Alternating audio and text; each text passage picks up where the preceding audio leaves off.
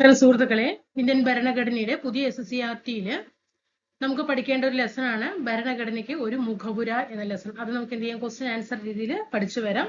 അപ്പൊ നമ്മൾ ബയോളജി എടുത്തു വരുന്നുണ്ട്. അപ്പൊ ഡെയിലി ബയോളജി എടുക്കുമ്പോൾ അതൊരു നിങ്ങൾക്കൊരു ബുദ്ധിമുട്ടാകും എന്ന രീതിയിലാണ്. അപ്പൊ ഒരു ദിവസം ഭരണഘടന, ഒരു ദിവസം എന്ത് ചെയ്യാം ബയോളജി, അങ്ങനെ നമുക്ക് ഇത് മിക്സ് ചെയ്തിട്ട് പോകാം. ഇപ്പൊ നമുക്ക് ഇന്ത്യൻ കോൺസ്റ്റിറ്റ്യൂഷനിൽ നമുക്ക് പഠിക്കാനുള്ള ചാപ്റ്റേഴ്സ് ഏതൊക്കെയാണെന്ന് ചോദിച്ചാൽ ഭരണഘടനയ്ക്ക് ഒരു മുഖവര അവിടെ കൊടുത്തിട്ടുണ്ട് ഞാൻ കേട്ടോ. അത് ഡീറ്റെയിൽഡ് ആയിട്ടുള്ള ഇത്രയും ലെസൺസ് നമുക്ക് എന്ത് ചെയ്യാനുണ്ട്, പഠിക്കാനുണ്ട്. പഞ്ചായത്തി രാജില് ജനങ്ങൾ അധികാരം ജനങ്ങൾക്ക് ഇതൊക്കെ പഠിക്കാനുണ്ട്. ബയോളജി ലെസൺസ് ക്വസ്റ്റ്യൻ ആൻസർ രീതിയിൽ ഒരുപാട് ലെസൺസ് എടുത്തു വന്നിട്ടുണ്ട്. അവിടെ നിർത്തില്ല കേട്ടോ, ക്ലാസ് നിർത്തില്ല, കണ്ടിന്യൂഷൻ വരും. നാളെ നമുക്ക് ബയോളജി ആയിരിക്കും, ഇന്ന് കോൺസ്റ്റിറ്റ്യൂഷൻ, മറ്റന്നാൾ കോൺസ്റ്റിറ്റ്യൂഷൻ, എന്റെ പറ്റുന്ന ബയോളജി, അങ്ങനെ കേട്ടോ. ഇനി വൈകുന്നേരം അതേപോലെ ഇംഗ്ലീഷിന്റെയും മലയാളത്തിന്റെയും ക്വസ്റ്റ്യൻ വർക്കൗട്ട് ഉണ്ടാകും. നന്നായിട്ട് പഠിക്കുക കേട്ടോ. ക്ലാസ്സിലേക്ക് കിടക്കാം. അപ്പോ നിങ്ങൾ ഇതുവരെ പഠിച്ചതിൽ നിന്നുമൊക്കെ വ്യത്യസ്തമായിട്ട് ഒരു സ്റ്റേറ്റ്മെന്റ് ലെവൽ, ഇപ്പൊ ഒരു ഡിഗ്രി ലെവൽ എക്സാമിന് പ്രാക്ടീസ് ചെയ്യുന്ന വ്യക്തികൾക്ക് അടക്കം ഉപകാരമാകുന്ന രീതിയിൽ ഇപ്പൊ LGS ലെവൽ ഏത് ടഫ് ചോദിച്ചാലും, 10th ലെവൽ ആയിക്കോട്ടെ, +2 ആയിക്കോട്ടെ, ഏത് ലെവലാണെങ്കിലും ഒരു സ്റ്റേറ്റ്മെന്റ് ക്വസ്റ്റ്യന്റെ ആറാട്ടാണ് അല്ലെ. നമുക്ക് എല്ലാ എക്സാമുകൾക്കും വീട്ടിലെത്തുമ്പോഴായിരിക്കും സ്റ്റേറ്റ്മെന്റുകൾ വായിക്കുമ്പോഴോ നമുക്ക് ആകെ കൺഫ്യൂഷൻ ആയിട്ട് എക്സാം ഹാളിൽ നമ്മൾ പതറിയിട്ട് വരാറുണ്ട്. അപ്പൊ അതൊക്കെ മറികടക്കണമെങ്കിൽ നമുക്ക് നല്ല രീതിയിൽ പഠിക്കുന്ന കാര്യങ്ങൾ വ്യക്തതയും സ്പഷ്ടതയുമായി പഠിക്കുകയാണെങ്കിൽ കൃത്യമായിട്ട് നമുക്ക് ക്രാക്ക് ചെയ്യാനായിട്ട് കഴിയും. അപ്പൊ നമുക്ക് ഈ ലെസണിൽ പഠിക്കാനുള്ള കാര്യങ്ങൾ നമുക്ക് ഡീറ്റെയിൽ ആയിട്ട് തന്നെ പഠിച്ചു പോകാം കേട്ടോ. എന്താണ് ഭരണഘടന? ഇതിൽ ഒരു പോയിന്റ് പോലും ഒഴിവാക്കിയിട്ടില്ല. ധൈര്യത്തോട് കൂടിയിട്ട് നിങ്ങൾക്ക് എന്ത് ചെയ്യാം, നമ്മുടെ ക്ലാസ്സുകളിൽ വിശ്വസിക്കാം കേട്ടോ. ഇനി ഇതിലും എക്സ്ട്രാ പോയിന്റ് അതിലുണ്ടോ എന്ന് തെരഞ്ഞെടുപ്പിച്ച് പോകേണ്ട ആവശ്യം ഇല്ല. നോക്കാം, എന്താണ് ഭരണഘടന? ഒരു രാഷ്ട്രത്തിലെ ഗവൺമെന്റിന്റെ സംഘാടനത്തിനും പ്രവർത്തനത്തിനും ആവശ്യമായ അടിസ്ഥാന നിയമങ്ങൾ, തത്വങ്ങൾ, വ്യവസ്ഥകൾ എന്നിവ അടങ്ങിയ ആധികാരിക രേഖയാണ് ഭരണഘടന എന്ന് പറയുന്നത്. നമ്മൾ എപ്പോഴും പറയും നമ്മുടെ ഇന്ത്യൻ ഭരണഘടന, ഇന്ത്യൻ കോൺസ്റ്റിറ്റ്യൂഷൻ. എന്താണ് കോൺസ്റ്റിറ്റ്യൂഷൻ, എന്താണ് ഭരണഘടന? അത് ആദ്യം നമ്മൾ മനസ്സിലാക്കണം അല്ലെ. നമ്മുടെ രാഷ്ട്രത്തില് ഗവൺമെന്റിന്റെ സംഘാടനത്തിനും പ്രവർത്തനത്തിനും ആവശ്യമായ അടിസ്ഥാന നിയമങ്ങൾ, തത്വങ്ങൾ, വ്യവസ്ഥകൾ എന്നിവയടങ്ങിയ ആധികാരിക രേഖയാണ് ഭരണഘടന എന്ന് പറയുന്നത്. എന്തുകൊണ്ടാണ് നമ്മുടെ ഒരു രാജ്യത്തും ഭരണഘടന ആവശ്യമായിട്ട് വരുന്നത്?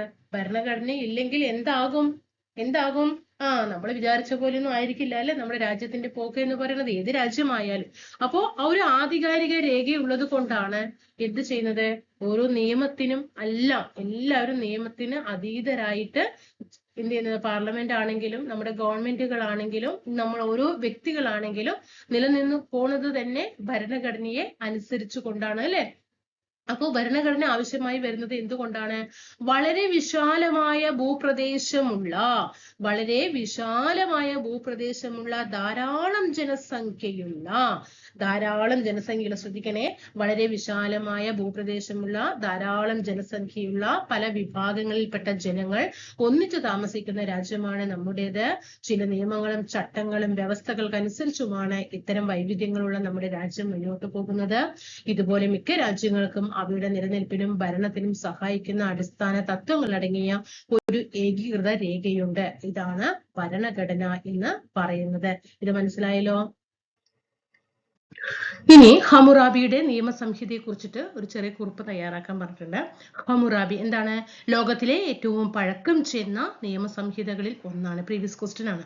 നമ്മുടെ ലോകത്തിലെ തന്നെ ഏറ്റവും പഴക്കം ചെന്ന ഒരു നിയമസംഹിതയാണ് പുരാതന ബാബിലോണിയയിലെ ഭരണാധികാരിയായിരുന്ന ഹമ്മുറാബിയുടെ നിയമസംഹിത എന്ന് പറയുന്നത്. ഭരണാധികാരി ആരാണ്? ഹമ്മുറാബി. അദ്ദേഹത്തിന്റെ നിയമസംഹിതയാണ് ലോകത്തിലെ തന്നെ ഏറ്റവും പഴക്കം ചെന്ന നിയമസംഹിത എന്ന് പറയുന്നത്. കാലഘട്ടം നോക്കുക, 1792 മുതൽ 1792 to 1750 കേട്ടോ. ഇനി ഇവിടെ ഒരു രാജ്യത്തിന്റെ അടിസ്ഥാന നിയമങ്ങളെ ധിക്കരിക്കാൻ ആർക്കും അധികാരമില്ല എന്ന് ഈ നിയമസംഹിത അനുശാസിക്കുന്നു. അപ്പോൾ 2, 3, 4 പോയിന്റ് ഇതിലുണ്ട്. ലോകത്തിലെ ഏറ്റവും പഴക്കം ചെന്ന നിയമസംഹിതയാണ് ഇത് ഹമ്മുറാബിയുടെ നിയമസംഹിത. അദ്ദേഹം ബാബിലോണിയയിലെ ഭരണാധികാരി ആയിരുന്നു. എന്താണ് നിയമസംഹിതയിൽ പറഞ്ഞിട്ടുള്ള വിഷയം? ഒരു രാജ്യത്തിന്റെ അടിസ്ഥാന നിയമങ്ങളെ ധിക്കരിക്കാൻ ആർക്കും അധികാരം ഇല്ല. ഇനി ഹമ്മുറാബിയുടെ നിയമസംഹിത പ്രധാനമായിരിക്കുന്നത് എന്തുകൊണ്ടാണ്? ലോകത്തിലെ ഏറ്റവും പഴയ നിയമസംഹിതകളിൽ ഒന്നാണ്. ലോകത്തിലെ ഏറ്റവും പഴയ നിയമസംഹിതകളിൽ ഒന്നാണ് ഹമ്മുറാബിയുടെ നിയമസംഹിത. നെക്സ്റ്റ് വൺ, എന്താണ് മാഗ്ന കാർട്ട? അതിന്റെ പ്രാധാന്യം എന്താണ്? അല്ലെ, എപ്പോഴും ചോദിക്കാറുള്ള ഒരു ക്വസ്റ്റ്യൻ ആണ്. എപ്പോഴും ചോദിക്കും അല്ലെ, ഈ ഭാഗം എപ്പോഴും ചോദിക്കാറുണ്ട്. എന്താണ് മാഗ്ന കാർട്ട? ഇംഗ്ലണ്ടിലെ ജനങ്ങൾ, ഇംഗ്ലണ്ടിലെയാണ്, അവിടെ സ്റ്റേറ്റ്മെന്റ് വന്നാൽ ചിലപ്പോൾ അമേരിക്കയിലെ എന്നൊക്കെ തരും, അവിടെ തെറ്റാൻ പാടില്ല. ഇംഗ്ലണ്ടിലെ ജനങ്ങൾ രാജാക്കന്മാരുടെ ഏകാധിപത്യത്തിൽ വീർപ്പുമുട്ടി ഇരുന്നു. ഇതിനെതിരെ CE 1215 ജോൺ രാജാവിനെ തടഞ്ഞുവെച്ച് ജനങ്ങൾ ഒപ്പുവെപ്പിച്ച പ്രമാണമാണ് മാഗ്ന കാർട്ട. രാജാവും ഭരണകൂടവും നിയമത്തിന് അതീതരല്ല എന്നാണ് ഇത് വ്യക്തമാക്കുന്നത്. മനുഷ്യ അവകാശങ്ങളുടെ ചരിത്രത്തിലെ നാഴികക്കല്ലായിട്ട് മാഗ്ന കാർട്ടയെ കണക്കാക്കുന്നു. ശ്രദ്ധിക്കേണ്ടത്, ഇതിൽ പ്രീവിയസ് ചോദ്യങ്ങള് മാഗ്ന കാർട്ട എപ്പോഴാണ് ഒപ്പുവെച്ചത് എന്ന് ചോദിച്ചിട്ടുണ്ട്. പ്രീവിയസ് ചോദ്യമാണ് 1215. ആ മാഗ്ന കാർട്ടിൽ ഒപ്പുവെച്ച രാജാവ് ആരെ എന്ന് ചോദിച്ചാൽ ജോൺ രാജാവ്. അവിടെ ജെയിംസും ചാൾസും ജോൺസണും ഒക്കെ ഉണ്ടാവും കേട്ടോ, അവിടെ തെറ്റാൻ പാടില്ല. ജോൺ രാജാവാണ് 1215 മാഗ്ന കാർട്ടിൽ ഒപ്പുവെച്ചത്. ആ മാഗ്ന കാർട്ടയിൽ പറഞ്ഞിട്ടുള്ള കാര്യങ്ങൾ എന്തിനാണ് ഈ മാഗ്ന കാർട്ടയിൽ രാജാവ് ഒപ്പുവെക്കാൻ കാരണം? ഇംഗ്ലണ്ടിലെ ജനങ്ങള് രാജാക്കന്മാരുടെ ഏകാധിപത്യത്തിൽ വീർപ്പ് മുട്ടിയിരിക്കുന്ന സമയത്ത് ഇംഗ്ലണ്ടിലെ ജനങ്ങള് അന്നത്തെ രാജാവായിരുന്ന ജോൺ രാജാവിനെ തടഞ്ഞു നിർത്തിക്കൊണ്ട് അതിൽ മനുഷ്യാവകാശ കമ്മീഷനിലേക്കൊക്കെ നിയമത്തിലേക്കൊക്കെ എത്തിപ്പെടാനുള്ള കാരണമൊക്കെ ഈ മാഗ്ന കാർട്ടയാണ് കേട്ടോ. അപ്പൊ അവിടെ ശ്രദ്ധിക്കേണ്ടതുണ്ട്, ഇംഗ്ലണ്ടിലെ ജനങ്ങള് രാജാക്കന്മാരുടെ ഏകാധിപത്യത്തിൽ വീർപ്പുമുട്ടിയിരിക്കുന്ന സമയത്ത് അതിനെതിരെ 1215 ജോൺ രാജാവിനെ തടഞ്ഞു വെച്ച് ജനങ്ങൾ ഒപ്പുവെപ്പിച്ച പ്രമാണമാണ് മാഗ്ന കാർട്ട. ആ മാഗ്ന കാർട്ടയിൽ പറഞ്ഞിരിക്കുന്നത് രാജാവും ഭരണകൂടവും നിയമത്തിന് അതീതര. അവർക്ക് നിയമമൊന്നുമില്ല, അവർക്ക് അവരുടെ ഇഷ്ടം പോലെ എന്തും ചെയ്യാം. പക്ഷെ ജനങ്ങൾക്കൊക്കെ നിയമങ്ങൾ പാലിക്കണം. അത് നടക്കുമോ? നടക്കില്ല അല്ലെ. എല്ലാവർക്കും നിയമം ഒരുപോലെയാണ്. അതുകൊണ്ട് രാജാവും ഭരണകൂടവും നിയമത്തിന് അതീതരല്ല എന്നാണ് ഇത് വ്യക്തമാക്കുന്നത്. ഇനി മാഗ്ന കാർട്ടയിൽ ഒപ്പുവെച്ച നിർബന്ധിതനായ രാജാവ് ആരാണ്? ജോൺ രാജാവ്. പഠിക്കണേട്ടോ, ജോൺ ആണ്. ജോൺ രാജാവിനെയും സർക്കാരിനെയും കുറിച്ച് മാഗ്ന കാർട്ട എന്താണ് പ്രഖ്യാപിച്ചത്? രാജാവും ഭരണകൂടവും നിയമത്തിന് അതീതരല്ല. ഇനി മനുഷ്യാവകാശങ്ങളുടെ ചരിത്രത്തിലെ ഒരു നാഴികക്കല്ലായി, അതാണ് ഞാൻ നേരത്തെ പറഞ്ഞത്, മനുഷ്യാവകാശ നിയമത്തിലേക്കൊക്കെ എത്തിപ്പെടാനുള്ള സാഹചര്യം ഈ 1215 മാഗ്ന കാർട്ടയാണ്. അത് പ്രീവിയസ് ചോദിച്ചിട്ടുണ്ട്. മനുഷ്യാവകാശങ്ങളുടെ ചരിത്രത്തിലെ ഒരു നാഴികക്കല്ലായിട്ട് കണക്കാക്കപ്പെടുന്നത് എന്താണ്? മാഗ്ന കാർട്ടയാണ്. എന്താണ് ഇംഗ്ലണ്ടിലെ മഹത്തായ വിപ്ലവം? അതിന്റെ പ്രാധാന്യം. ഇപ്പോൾ നമ്മളിപ്പോൾ ഭരണഘടനയ്ക്ക് ഒരു മുഖപുര എന്ന ലെസൺ നമ്മളിപ്പോൾ എടുത്തിരിക്കുന്നത് ഭരണഘടന എന്നതാണ്. പക്ഷെ ഇതില് കുറച്ച് വേൾഡ് ഹിസ്റ്ററി എന്ന് പഠിക്കാൻ നമുക്ക് ലേശം കുറച്ചുണ്ട്. അപ്പൊ നമുക്ക് എന്ത് ചെയ്യാം, അത് മാറ്റി നിർത്തിയിട്ട് പിന്നെ പഠിക്കുക എന്ന് പറയുമ്പോൾ ലെസൺ അവിടെ കംപ്ലീറ്റ് ആകില്ലല്ലോ. എന്തായാലും നമുക്ക് എക്സാമിന് വരുന്ന ഒരു ഏരിയ ആണ് വേൾഡ് ഹിസ്റ്ററി എന്ന് പറയുന്നത്. അപ്പൊ കുറച്ച് ഭാഗം വേൾഡ് ഹിസ്റ്ററി ഭാഗത്തുണ്ട്. അപ്പൊ അതും കൂടി നമുക്ക് ഒപ്പം പഠിച്ചു പോകാം കേട്ടോ. എന്താണ് ഇംഗ്ലണ്ടിലെ മഹത്തായ വിപ്ലവം? അതിന്റെ പ്രാധാന്യം എന്താണ്? അപ്പൊ നമ്മൾ ഇനി വേൾഡ് ഹിസ്റ്ററി ടോപ്പിക് വൈസ് ആയിട്ട് വരുന്ന സമയത്ത് ലെസൺ വൈസ് ആയിട്ട് വരുമ്പോൾ വീണ്ടും ഈ ലെസൺ വരും. കേൾക്കണ്ടോ? അപ്പൊ എന്താണ് ഇംഗ്ലണ്ടിലെ മഹത്തായ വിപ്ലവം? 17-ാം നൂറ്റാണ്ടിൽ, 17ആണ് കേട്ടോ, 17-ാം നൂറ്റാണ്ടിൽ ഇംഗ്ലണ്ടിൽ പാർലമെന്റിന്റെ താല്പര്യങ്ങൾക്ക് വിരുദ്ധമായി പ്രവർത്തിച്ച രാജാക്കന്മാരും പാർലമെന്റും തമ്മിൽ നിരവധി സംഘർഷങ്ങളുണ്ടായി. അതിൽ പ്രധാനപ്പെട്ടതാണ് 1688 മഹത്തായ വിപ്ലവം. അപ്പൊ ഇംഗ്ലണ്ടിലെ മഹത്തായ വിപ്ലവം നടന്ന വർഷം 1688. എന്തിനാണ് ഈ വിപ്ലവം ഉണ്ടാകാൻ കാരണം? 17-ാം നൂറ്റാണ്ടില് ഇംഗ്ലണ്ടില് പാർലമെന്റിന്റെ താല്പര്യങ്ങൾക്ക് വിരുദ്ധമായിട്ടാണ് അന്നത്തെ രാജാക്കന്മാർ പ്രവർത്തിച്ചത്. അപ്പൊ ആ രാജാക്കന്മാരും പാർലമെന്റും തമ്മിൽ നിരവധി സംഘർഷങ്ങൾ ഉണ്ടായി. അതിനെ തുടർന്നിട്ടാണ് 1688 മഹത്തായ വിപ്ലവം നടക്കുന്നത്. രാജാവിന്റെ സ്വേച്ഛാധിപത്യം അവസാനിപ്പിക്കുവാനും പാർലമെന്റിന്റെ അധികാരം വർദ്ധിപ്പിക്കുവാനും ഈ വിപ്ലവത്തിലൂടെ കഴിഞ്ഞു. അപ്പൊ 1688 ഇംഗ്ലണ്ടിലെ മഹത്തായ വിപ്ലവത്തിലൂടെ കഴിഞ്ഞത് എന്താണ്? രാജാവിന്റെ സ്വേച്ഛാധിപത്യ ഭരണം അവസാനിപ്പിക്കാനും പാർലമെന്റിന്റെ അധികാരം വർദ്ധിപ്പിക്കുവാനുമാണ് സാധിച്ചത്. രാജാധികാരം പാർലമെന്റിൽ നിയന്ത്രണങ്ങൾക്ക് വിധേയമാവുകയും ചെയ്തു. ഓക്കെ, രാജാവിന് അധികാരമുണ്ട്, പക്ഷെ പാർലമെന്റിന്റെ നിയന്ത്രണത്തിൽ മാത്രമേ അത് നടപ്പിലാവുള്ളൂ. ഇംഗ്ലണ്ടിൽ പാർലമെന്റിന് അധികാരം നൽകുന്ന ഭരണഘടനാ രൂപീകരണത്തിനും ഇത് വഴിയൊരുക്കി. നാളത്തെ ചിലപ്പോൾ ഒരു എക്സാമിന് ഇംഗ്ലണ്ടിലെ മഹത്തായ വിപ്ലവത്തെ കുറിച്ചിട്ട് താഴെ തന്നിട്ടുള്ള പ്രസ്താവനകളിൽ ശരിയായത് ഏത് തെറ്റായത് ഏത് എന്ന ഓപ്ഷൻ വരുമ്പോൾ ഇതിൽ നിന്നും ക്വസ്റ്റ്യൻസ് ഉണ്ടാകും. തെറ്റാൻ പാടില്ല. ഒന്നാമത് നമ്മൾ പഠിക്കേണ്ടത് 17ാം നൂറ്റാണ്ടിലാണ് എന്ന് പഠിക്കണം. 17ാം നൂറ്റാണ്ടിലാണ് എന്ന് പറയണം. രണ്ടാമത്തെ പോയിന്റ് നമ്മൾ പഠിക്കേണ്ടത് 1688 എന്ന് പഠിക്കണം. പാർലമെന്റിന് കൂടുതൽ അധികാരം, അതാണ് ഇതിന്റെ പാർലമെന്റിന് കൂടുതൽ അധികാരം, അതാണ് ഇതിന്റെ മെയിൻ ലക്ഷ്യം. രാജാവിന്റെ ഭരണം അല്ലെങ്കിൽ രാജാവിന്റെ അധികാരം പാർലമെന്റിന് നിയന്ത്രണത്തിന് വിധേയമായിരിക്കണം, അതാണ് നാലാമത്തെ പോയിന്റ്. അഞ്ചാമത്തത് നമ്മൾ പഠിക്കേണ്ടത് ഇംഗ്ലണ്ടിൽ പാർലമെന്റിന് അധികാരം നൽകുന്ന ഭരണഘടനാ രൂപീകരണത്തിന് വഴിയൊരുക്കി. അതായത് ഒരു ഭരണഘടനാ രൂപീകരണത്തിന് തന്നെ വഴിയൊരുക്കി. ആ ഭരണഘടനയിൽ പറഞ്ഞിരിക്കുന്ന വിഷയം എന്താണ്? പാർലമെന്റിന് അധികാരം നൽകുന്ന ഭരണഘടനാ രൂപീകരണത്തിന് വരെ ഇത് വഴിയൊരുക്കി. ഇത്രയും കാര്യങ്ങളാണ് 1688 മഹത്തായ വിപ്ലവത്തെ കുറിച്ചിട്ട് ഇതിൽ പഠിക്കാനുള്ളത്. പിന്നെ ഇംഗ്ലണ്ടിലെ മഹത്തായ വിപ്ലവം നടന്ന വർഷം 1688 ഇനി ഇംഗ്ലണ്ടിലെ മഹത്തായ വിപ്ലവത്തിന് ശേഷം അധികാരം ആർക്കാ ലഭിച്ചത്? പാർലമെന്റിനാണ്. ഇനി അമേരിക്കൻ സ്വാതന്ത്ര്യ സമരം കേട്ടോ. ഇംഗ്ലണ്ടിലെ മഹത്തായ വിപ്ലവം കഴിഞ്ഞു. ഇനി അമേരിക്കൻ സ്വാതന്ത്ര്യ പ്രഖ്യാപനം. ബ്രിട്ടന്റെ അധീനതയിലായിരുന്ന, ബ്രിട്ടന്റെ ആണ് കേട്ടോ. അമേരിക്കൻ സ്വാതന്ത്ര്യ പ്രഖ്യാപനം പറയുമ്പോൾ അമേരിക്കക്കാർ ചെയ്തതാണ് അല്ലെ. എന്തിനാണ്? ബ്രിട്ടന്റെ അധീനതയിലായിരുന്ന 13 വടക്കേ അമേരിക്കൻ കോളനികൾ ബ്രിട്ടന്റെ തെറ്റായ നയങ്ങൾക്കെതിരെ പോരാട്ടം നടത്തി. അപ്പോൾ നമ്മുടെ അമേരിക്കയില് 13 കോളനികൾ ഉണ്ടായിരുന്നു. 13 കോളനികൾ കേട്ടോ. ഈ കോളനികൾ എന്ത് ചെയ്തു? ബ്രിട്ടന്റെ അധീനതയിലായിരുന്നു ഈ 13 കോളനികളും. എവിടെയാണ്? വടക്കേ അമേരിക്ക. ഇതടക്കം പ്രീവിയസ് ആയിട്ട് ചോദിച്ച ചോദ്യമാണ് കേട്ടോ. വടക്കേ അമേരിക്കൻ കോളനികളായിട്ടുള്ള 13 കോളനികള് ബ്രിട്ടന്റെ അധീനതയിലായിരുന്നു. അപ്പോൾ അധീനതയിലായിരുന്നുവെങ്കിലും ബ്രിട്ടന്റെ തെറ്റായ നയങ്ങൾക്കെതിരെ ഈ കോളനികൾ പോരാട്ടം നടത്തുകയും തുടർന്ന് CE 1776 ഈ കോളനികൾ നടത്തിയ പ്രഖ്യാപനമാണ് അമേരിക്കൻ സ്വാതന്ത്ര്യ പ്രഖ്യാപനം എന്ന് പറയുന്നത്. 1776 അമേരിക്കൻ സ്വാതന്ത്ര്യ പ്രഖ്യാപനം. പ്രീവിയസ് ആണ്. അമേരിക്കൻ സ്വാതന്ത്ര്യ പ്രഖ്യാപനം നടത്തിയത് 1776 ഗവൺമെന്റിനെ നീക്കം ചെയ്യാൻ ജനങ്ങൾക്ക് അധികാരമുണ്ട് എന്ന് ബോധ്യപ്പെടുത്താൻ ഈ പ്രഖ്യാപനത്തിലൂടെ കഴിഞ്ഞു. അപ്പൊ ജനങ്ങൾക്ക് പരമമായ അധികാരമുണ്ട് അല്ലെ. എന്താണ്? ഗവൺമെന്റിനെ അടക്കം നീക്കം ചെയ്യാൻ ആർക്ക് പറ്റും? ജനങ്ങൾക്ക് പറ്റും എന്ന് ബോധ്യപ്പെടുത്താൻ ഈ പ്രഖ്യാപനത്തിലൂടെ കഴിഞ്ഞു. ലോകത്തിലെ ആദ്യത്തെ എഴുതപ്പെട്ട ഭരണഘടനയാണ് അമേരിക്കൻ ഭരണഘടന അല്ലെ. അതിന്റെ രൂപീകരണത്തിലേക്കും ഇത് കാരണമായി. ലോകത്തിലെ ആദ്യത്തെ എഴുതപ്പെട്ട ഭരണഘടനയാണ് ഏത്? അമേരിക്കൻ ഭരണഘടന. ലോകത്തിലെ ആദ്യത്തെ എഴുതപ്പെട്ട ഭരണഘടന അമേരിക്കൻ ഭരണഘടനയാണ്. എന്നാൽ ലോകത്തിലെ ഏറ്റവും വലിയ എഴുതപ്പെട്ട ഭരണഘടന ഏതാ ചോദിച്ചാൽ അത് നമ്മുടെ ഇന്ത്യയാണ്. ആദ്യത്തെ എന്ന് ചോദിച്ചാൽ അമേരിക്ക, ഏറ്റവും വലുത് ഏത് എന്ന് ചോദിച്ചാൽ അത് നമ്മുടെ ഇന്ത്യയാണ്. ഇത്രയും കാര്യങ്ങൾ അമേരിക്കൻ സ്വാതന്ത്ര്യ സമരത്തെ കുറിച്ചിട്ട്. അപ്പൊ അമേരിക്കൻ സ്വാതന്ത്ര്യ സമരത്തെ കുറിച്ച് നമുക്ക് പഠിക്കാനുള്ളത് വടക്കേ അമേരിക്കയിലെ 13 കോളനികൾ നടത്തിയ ബ്രിട്ടന്റെ നയങ്ങൾക്കെതിരെ നടത്തിയ പോരാട്ടമാണ് അമേരിക്കൻ സ്വാതന്ത്ര്യ സമരം. 1776 കോളനികൾ നടത്തിയ പ്രഖ്യാപനമാണ് അമേരിക്കൻ സ്വാതന്ത്ര്യ പ്രഖ്യാപനം. ഗവൺമെന്റിനെ നീക്കം ചെയ്യാൻ ജനങ്ങൾക്ക് അധികാരമുണ്ട് എന്ന് ബോധ്യപ്പെടുത്താൻ ഈ പ്രഖ്യാപനത്തിലൂടെ കഴിഞ്ഞു. ലോകത്തിലെ ആദ്യത്തെ എഴുതപ്പെട്ട ഭരണഘടനയാണ് അമേരിക്കൻ ഭരണഘടന. അതിന്റെ രൂപീകരണത്തിലേക്കും ഈ അമേരിക്കൻ സ്വാതന്ത്ര്യ സമരം കാരണമായി. അപ്പോൾ അമേരിക്കൻ സ്വാതന്ത്ര്യ പ്രഖ്യാപനം നടന്ന വർഷം 1776. സ്വാതന്ത്ര്യ പ്രഖ്യാപനം ജനങ്ങളെ എന്തിനെ കുറിച്ചിട്ടാണ് ബോധവാന്മാരാക്കിയത്? ഗവൺമെന്റിനെ നീക്കം ചെയ്യാൻ ജനങ്ങൾക്ക് അധികാരമുണ്ട് എന്നതിനെ കുറിച്ചിട്ടാണ്. ലോകത്തിലെ ആദ്യത്തെ ലിഖിത ഭരണഘടന, ലിഖിതം എന്ന് പറഞ്ഞാൽ എഴുതപ്പെട്ട ഭരണഘടന. എഴുതപ്പെട്ട ഭരണഘടന അല്ലെങ്കിൽ ലിഖിത ഭരണഘടന അമേരിക്കൻ ഭരണഘടനയാണ്. ഏറ്റവും വലിയ ലിഖിത ഭരണഘടന ഏതെന്ന് ചോദിച്ചാൽ അത് നമ്മുടെ ഇന്ത്യ. ഇനി ഫ്രഞ്ച് വിപ്ലവത്തെ കുറിച്ച് കുറിപ്പ് തയ്യാറാക്കാനാണ് പഠിക്കുന്നത്. അപ്പൊ ഇംഗ്ലണ്ടിലെ വിപ്ലവം കഴിഞ്ഞു, അമേരിക്കൻ സ്വാതന്ത്ര്യ സമരം കഴിഞ്ഞു, ഫ്രഞ്ച് വിപ്ലവം കഴിഞ്ഞു.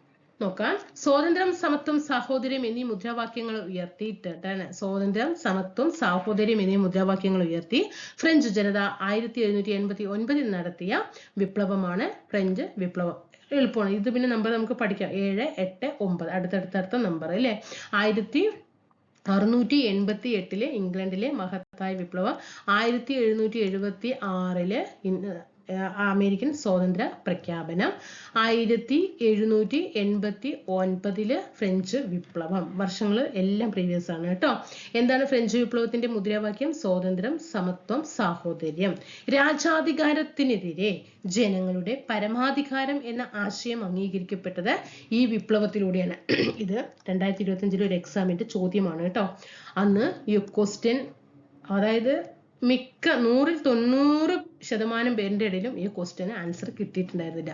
കാരണം അത് അന്ന് അതുവരെ കാണാത്ത ഒരു പോയിന്റ് ആയിരുന്നു ഈ ഒരു കാര്യം. ഇത് ഏത് വിപ്ലവത്തിലാണ് എന്ന് പലവട്ടം ചിന്തിച്ചു പോയ ഒരു നിമിഷങ്ങളുണ്ട്. പക്ഷെ അത് ഫ്രഞ്ച് വിപ്ലവവുമായിട്ട് ബന്ധപ്പെട്ടതാണ് കേട്ടോ. രാജാധികാരത്തിനെതിരെ ജനങ്ങളുടെ പരമാധികാരം എന്ന ആശയം അംഗീകരിക്കപ്പെട്ട വിപ്ലവം ഏത് എന്ന് ചോദിച്ചിട്ടുണ്ട്. അത് ഫ്രഞ്ച് വിപ്ലവമാണ്. ഇതോടെ ഫ്രാൻസിൽ ഒരു ഭരണഘടന രൂപപ്പെടുകയും രാജാവിന്റെ അധികാരങ്ങൾ ഭരണഘടനയ്ക്ക് വിധേയമാക്കുകയും ചെയ്തു. അപ്പൊ ഇതിൽ നിന്ന് കോമൺ ആയിട്ട് മനസ്സിലാക്കുന്നത് ഓരോ സ്വാതന്ത്ര്യ പ്രഖ്യാപനം കഴിയുമ്പോഴും, അത് ഇംഗ്ലണ്ട് ആണെങ്കിലും അമേരിക്ക ആണെങ്കിലും ഫ്രഞ്ച് ആണെങ്കിലും ഒക്കെ കഴിയുമ്പോഴും അവിടെ എന്ത് രൂപീകരിക്കപ്പെടുന്നുണ്ട്? ഭരണഘടന രൂപീകരിക്കപ്പെടുന്നുണ്ട്. അതൊരു കാര്യം മനസ്സിലാക്കണം. അപ്പോൾ ഫ്രഞ്ച് വിപ്ലവത്തെ കുറിച്ച് പഠിക്കുകയാണെങ്കിൽ ഫ്രഞ്ച് വിപ്ലവവുമായി ബന്ധപ്പെട്ട മുദ്രാവാക്യം സ്വാതന്ത്ര്യം, സമത്വം, സാഹോദര്യം. വർഷം 1789. എന്താണ് അവിടെ അംഗീകരിക്കപ്പെട്ടത്? രാജാധികാരത്തിനെതിരെ ജനങ്ങളുടെ പരമാധികാരം എന്ന ആശയമാണ് അംഗീകരിക്കപ്പെട്ടത്. ഫ്രാൻസിൽ ഒരു ഭരണഘടനയ്ക്ക് വഴിതെളിച്ചു. രാജാവിന്റെ അധികാരങ്ങൾ ഭരണഘടനയ്ക്ക് വിധേയമാക്കപ്പെടുകയും ചെയ്തു. ഇനി നമ്മൾ ഇത്രയും പഠിച്ച കാര്യങ്ങൾ നമുക്ക് ഒന്നുകൂടി നോക്കാം. ഇവിടെ നോക്കിയേ, രാജാവിന്റെ അധികാരങ്ങൾ ഭരണഘടനയ്ക്ക് വിധേയമായി. രാജാവിന്റെ അധികാരങ്ങൾ ഭരണഘടനയ്ക്ക് വിധേയമായത് ഏത് വിപ്ലവമാണ്? ഫ്രഞ്ച് വിപ്ലവമാണ്. ലോകത്തിലെ ആദ്യത്തെ എഴുതപ്പെട്ട ഭരണഘടന ഏതാണ്? ലോകത്തിലെ ഇതൊക്കെ ഒന്ന് ക്വസ്റ്റ്യൻ ചെയ്ത് നോക്കണം കേട്ടോ. പോസ് ചെയ്തിട്ട് നോക്കുക, എന്നിട്ട് ഇതിലേക്ക് താഴെ ബോക്സിലേക്ക് നോക്കിയാൽ മതി. ലോകത്തിലെ ആദ്യത്തെ എഴുതപ്പെട്ട ഭരണഘടന അമേരിക്കൻ സ്വാതന്ത്ര്യ പ്രഖ്യാപനമാണ്. ചരിത്രത്തിലെ ഏറ്റവും പഴക്കം ചെന്ന നിയമസംഹിത ഹമ്മുറാബിയുടെ നിയമസംഹിത. രാജാവിന്റെ സ്വേച്ഛാധിപത്യം അവസാനിക്കുകയും പാർലമെന്റിന്റെ അധികാരം വർദ്ധിക്കുകയും ചെയ്തത് ഇംഗ്ലണ്ടിലെ മഹത്തായ വിപ്ലവമാണ്. മനുഷ്യാവകാശങ്ങളുടെ ചരിത്രത്തിലെ നാഴികക്കല്ല് എന്നറിയപ്പെടുന്നത് മാഗ്ന കാർട്ട. Magna Carta 1215. ഇംഗ്ലണ്ടിലെ മഹത്തായ വിപ്ലവം 1688. ഹമ്മുറാബിയുടെ നിയമസംഹിത. അമേരിക്കൻ സ്വാതന്ത്ര്യ പ്രഖ്യാപനം 1766. ഫ്രഞ്ച് വിപ്ലവം 1789. ഇനി താഴെ കൊടുത്തിരിക്കുന്ന സംഭവങ്ങൾ കാലഗണന ക്രമത്തിൽ എഴുതാനാണ് പറഞ്ഞിരിക്കുന്നത്. മാഗ്ന കാർട്ട എപ്പോഴാണ്? ഫ്രഞ്ച് വിപ്ലവം, ഹമ്മുറാബിയുടെ നിയമാവലി, മഹത്തായ വിപ്ലവം, അമേരിക്കൻ സ്വാതന്ത്ര്യ പ്രഖ്യാപനം. ഹമ്മുറാബിയുടെ നിയമാവലി BCE 1792 മുതൽ 1750 വരെയാണ്. BCE ആണ്. AD അല്ല. AD ഒക്കെ ആകുന്ന സമയത്താണ് നമ്മൾക്ക് കറക്റ്റ് ഈ വർഷങ്ങൾ പോവുക. പക്ഷെ ഇവിടെ BCE ആണ് കേട്ടോ. ഇവിടെ എന്താ 92 കൊടുത്തിട്ട് ഇവിടെ 1750 കൊടുത്തു എന്ന് പറയരുത് കേട്ടോ. ഹമ്മുറാബിയുടെ നിയമാവലി BCE 1792 മുതൽ 1750 വരെ. ഓക്കെ. ഇനി ചിലപ്പോൾ ഇങ്ങനെ ഒരു ഓപ്ഷൻ കാണുമ്പോൾ അയ്യോ ഇതെന്താ അവർക്ക് മിസ്റ്റേക്ക് വന്നതാണ്, ക്വസ്റ്റ്യൻ മിസ്റ്റേക്ക് വന്നതാണ് പറഞ്ഞിട്ട് നമ്മൾ എന്ത് ചെയ്യും? ക്വസ്റ്റ്യൻ ഡിലീഷൻ ആയി എന്ന് പറഞ്ഞിട്ട് വീടെത്തും അല്ലേ? പക്ഷെ ഡിലീഷൻ അല്ല കേട്ടോ, അവിടെ കറക്റ്റ് ഇവിടെ അങ്ങനെയാണ്. 1792 മുതൽ 1750 വരെ. Magna Carta CE 1215. മഹത്തായ വിപ്ലവം CE 1688. അമേരിക്കൻ സ്വാതന്ത്ര്യ പ്രഖ്യാപനം CE 1776. ഫ്രഞ്ച് വിപ്ലവം 1789. ഇനി ഭരണഘടനകളെ അവയുടെ സ്വഭാവം, മാറ്റം വരുത്തുന്നതിനുള്ള പ്രക്രിയ, രൂപം കൊണ്ട രീതി എന്നിവയുടെ അടിസ്ഥാനത്തിൽ തരംതിരിച്ചിരിക്കുന്നു. ഫ്ലോ ചാർട്ട് തയ്യാറാക്കാനാണ് പറഞ്ഞിരിക്കുന്നത്. ഇവിടെ ഭരണഘടന, ഇവിടെ സ്വഭാവം തന്നിട്ടുണ്ട്, മാറ്റം വരുത്തുന്നതിനുള്ള പ്രക്രിയ തന്നിട്ടുണ്ട്, രൂപം കൊണ്ട രീതി തന്നിട്ടുണ്ട് അല്ലെ. അതിൽ ഭരണഘടനയില്ല, സ്വഭാവം എന്ന് പറയുമ്പോൾ എങ്ങനെയാണ്? ഓരോ ഭരണഘടനയ്ക്ക് എഴുതപ്പെട്ട ഭരണഘടനയുണ്ട്, എഴുതപ്പെടാത്ത ഭരണഘടനയുണ്ട്, ലിഖിതവും ഉണ്ട്, അലിഖിതവും ഉണ്ട്. അതാണ് സ്വഭാവം. ഇനി മാറ്റം വരുത്തുന്നതിനുള്ള പ്രക്രിയ, ദൃഢമായിട്ട് മാറ്റം വരുത്താൻ അയവുള്ളതും ഉണ്ട് അല്ലെ. ചില ഭരണഘടന എന്ന് പറയുമ്പോൾ ദൃഢമായതാണ്, അതിൽ ഭേദഗതി വരുത്താൻ പാടുപെടേണ്ടി വരും, ഭേദഗതി ചെയ്യാൻ. എന്നാൽ അയവുള്ളതുണ്ട്, അത് എങ്ങനെ വേണമെങ്കിലും കേവല ഭൂരിപക്ഷത്തോട് കൂടിയിട്ടൊക്കെ നമുക്ക് എന്ത് ചെയ്യാം? അതിനെ ഭേദഗതി ചെയ്യാം. എന്നാൽ നമ്മുടെ ഇന്ത്യൻ ഭരണഘടന എന്ന് പറയുന്നത് എന്താണ്? ദൃഢവും അയവുള്ളതുമാണ്. രണ്ടും ഉണ്ട് കേട്ടോ. ദൃഢവുമാണ് അയവുള്ളതുമാണ് നമ്മുടെ ഇന്ത്യൻ ഭരണഘടന. ഇനി രൂപം കൊണ്ട രീതി എന്ന് പറയുന്നത് നടപ്പിലാക്കിയതും പരിണമിച്ചതും. ഇതിങ്ങനെയാണ് ഭരണഘടനയുടെ ഓരോരോ സ്വഭാവങ്ങൾ നോക്കാം. ഭരണഘടനയെ പല തരങ്ങളായി തരംതിരിച്ചിരിക്കുന്നു. അവ ഏതൊക്കെയാണ് നോക്കാം. ഭരണഘടനകളെ അവയുടെ സ്വഭാവം, മാറ്റം വരുത്തുന്നതിനുള്ള പ്രക്രിയ, രൂപം കൊണ്ട രീതി എന്നിവയുടെ അടിസ്ഥാനത്തിൽ പലതായിട്ട് തിരിക്കുന്നു അല്ലെ. നമുക്ക് ഇനി ഒരു കാര്യം ചെയ്യാം. നമുക്ക് ഈ ഭരണഘടനയുടെ ഈ ബോക്സിലുള്ള ഓരോരോ കാര്യങ്ങൾ നമുക്ക് എന്ത് ചെയ്യാം? പഠിച്ചു വരാം കേട്ടോ. അതിന്റെ സ്വഭാവം, ലിഖിതം തന്നിട്ടുണ്ട്, അലിഖിതം. അപ്പൊ ലിഖിതം എന്താണ്, അലിഖിതം എന്താണ് പഠിക്കണം, ദൃഢമായത് എന്താണ് പഠിക്കണം, അയവുള്ളത് എന്താണ് പഠിക്കണം, നടപ്പിലാക്കിയത് എന്താണെന്ന് പഠിക്കണം, പരിണമിച്ചത് എങ്ങനെയെന്ന് പഠിക്കണം.